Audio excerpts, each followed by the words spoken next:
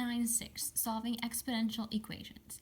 An example of an exponential equation, 1 is going to have an equal sign because it's an equation, and then 2, the exponent is what's going to be the x, or the unknown, because you're solving the exponential part of the equation. So these are examples that have exponents and they are equal, so technically, yes, they're exponential equations, but we're going to also figure out how to solve when the x is the exponent. So there's 3 different kinds. X can be the answer. In this case, 3 squared x is 9. X could be the base. So what squared gives you 6,400? So you can square root both sides. So these were a couple sections ago. This would be x equals plus or minus square root of 64 times 100. So that would be the square root of 64 times the square root of 100. And square root of 64 is 8. Square root of 100 is 10. So x equals plus or minus 80. And now we're going to focus on this third kind for this section. So example 1 is going to be solving 5 to the x equals 46. I'm going to solve this one off to the side and then come back to example 1. Since this is a nice number, this is going to be a funky decimal. So yes, you could solve this one without, but the goal of today is this week is going to be taking the log of both sides. If you take the log with the same base on both sides, it is a good equation or function or operation you can do on both sides. So just like I can add 2 to both sides, that is equal. It keeps the equation balanced. Taking the log on both sides of the same base is also equal. So if I take the log on both sides, if I take log base 3 on both sides, it's the same base, and sometimes you can change the base to help you do something better. So in this case, I'm going to have, if it's log base 3 of 3 to the x, well, this is just x, and log base 3 of 27, well, I know that's 3, so x is 3.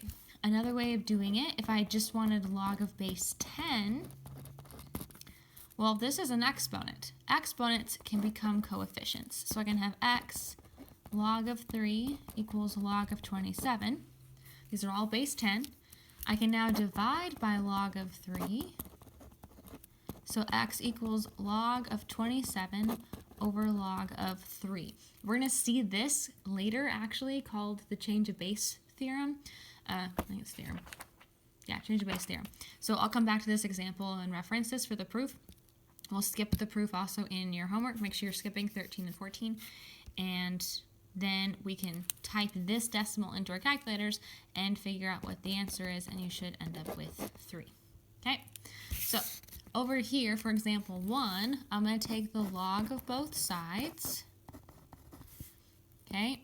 So this exponent is going to go in the beginning as a coefficient. So I have log of 5 equals log of 46. I'm going to divide by log of 5, so I get log of 46 divided by log of 5. Type this in my calculator. Log 46, enter, divided by log of 5, enter. X is approximately 2.3789. Okay. Example 2, we're going to try to solve it in 2 different ways. So the first way, a family has $34,500 in a savings account that is paying interest at a rate of 0.71%. If the interest is compounded continuously, that tells us we are using PERT as our formula. If the interest is compounded continuously, how long would it take to grow to 40,000? So I need the output to be 40,000. I'm investing 34,500, compounded continuously. The rate is 0.0071, and I need to find t. Okay.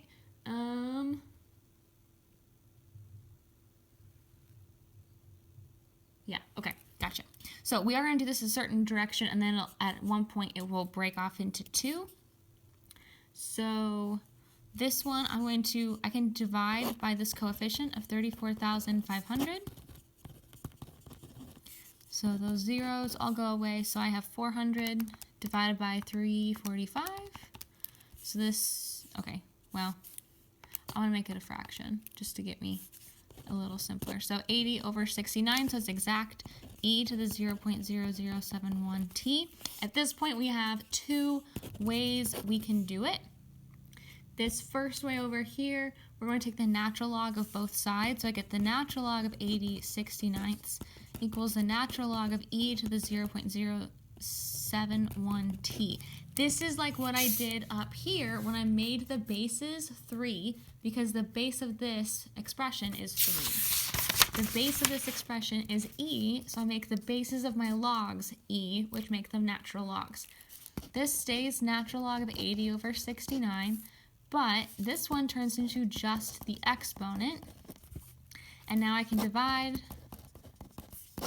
on both sides, and t is approximately, so natural log of 80 divided by 69, divided by 0.0071, 20.8338. That's one way. The second way is to turn this into a log itself with the base of e, so I get natural log of 8069 equals 0.0071t.